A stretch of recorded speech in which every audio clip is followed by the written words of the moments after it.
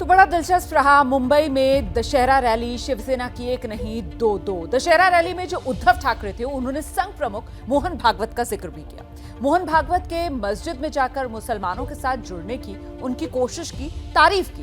लेकिन उसी दिन दशहरे के मौके पर मोहन भागवत नागपुर में भाषण दे रहे थे। मोहन भागवत ने अपने भाषण में जनसंख्या नियंत्रण की बात कही तो उस पर सियासत में अब घमासान छिड़ गया है।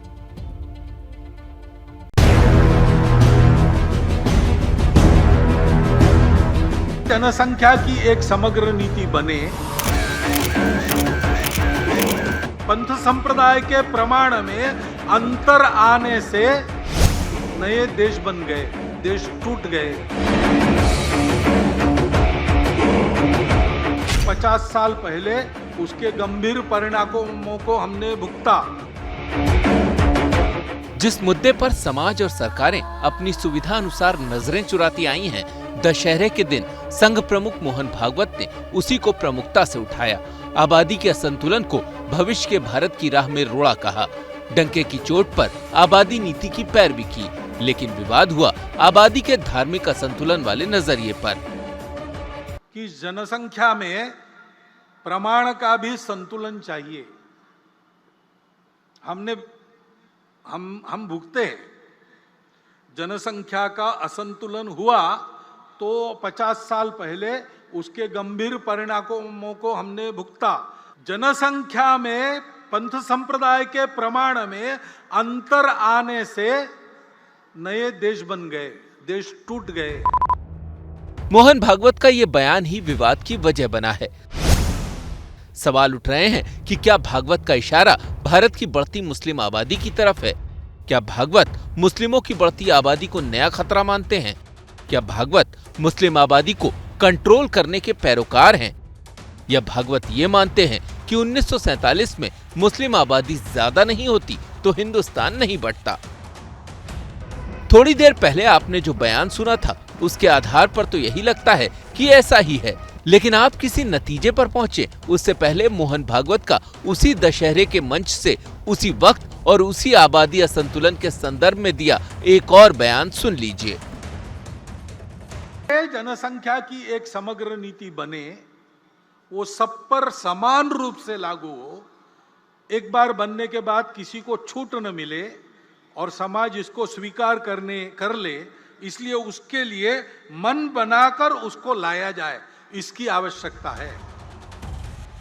दरअसल भागवत सबके लिए एक जनसंख्या नीति की पैरवी कर रहे हैं, लेकिन बेतहाशा बढ़ती आबादी के खतरे से आगाह करने के लिए उन्होंने विभाजन का जिक्र किया। लेकिन विरोधियों को संघ का ये समाजशास्त्र हिंदुत्व की चाशनी में डूबा दिख रहा है। असदुद्दीन ओवैसी और दिग्विजय सिंह ने सोशल मीडिया पर ही संघ के खिलाफ संग्राम छेड़ दिया। क्या आरएसएस बदल रहा है? क्या तेंदुआ अपना चरित्र बदल सकता है? अगर वे आरएसएस के चरित्र की मूल बातें बदलने के लिए वास्तव में गंभीर हैं, तो मेरे पास मोहन भागवत जी से कुछ सवाल हैं। क्या वे हिंदू राष्ट्र के अपने एजेंडे को छोड़ देंगे?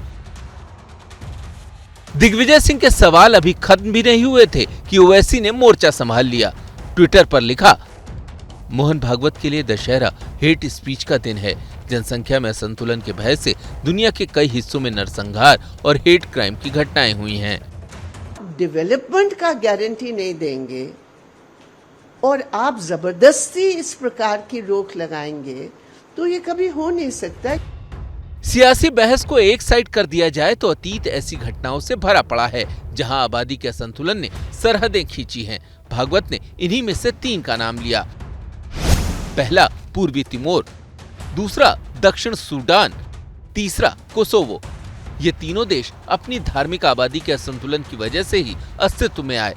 पूर्वी तिमोर इंडोनेशिया से अलग हुआ। तिमोर में पहले मुस्लिम और कैथोलिक की मिश्रित आबादी थी।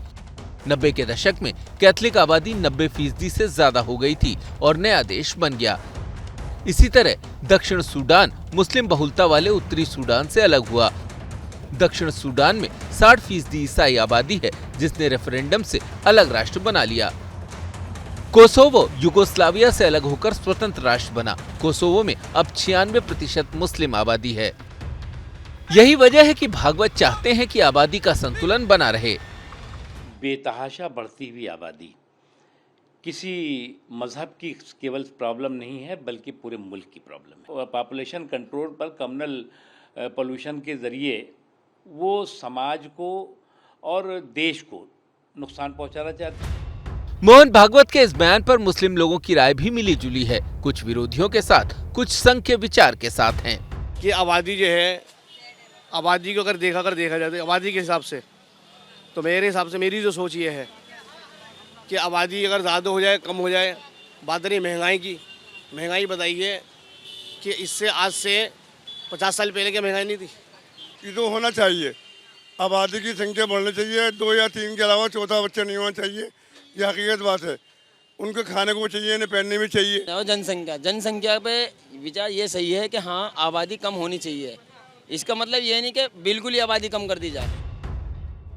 हिंदुस्तान में औसतन हर रोज 67,385 बच्चे पैदा हो रहे हैं, यानी हर घंटे 2,808 बच्चे। इस लिहाज से मानकर चलिए कि हर सेकंड में एक बच्चा देश में जन्म ले रहा है और इस आबादी का सीधा बोझ देश के संसाधनों पर पड़ रहा है।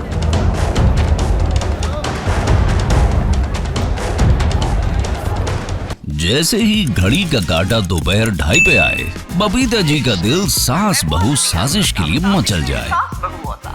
और ये है इनकी बहू, पूरे दिन ऑफिस की टेंशन हो जाए गॉन जब ये करें अपना फेवरेट शो फ्री टाइम पे ऑन। इनकी तरह आप भी देखिए अपना फेवरेट शो अपने टाइम पर और डाउनलोड कीजिए एबीपी लाइव ऐप अपने स्मार्ट टीवी पर।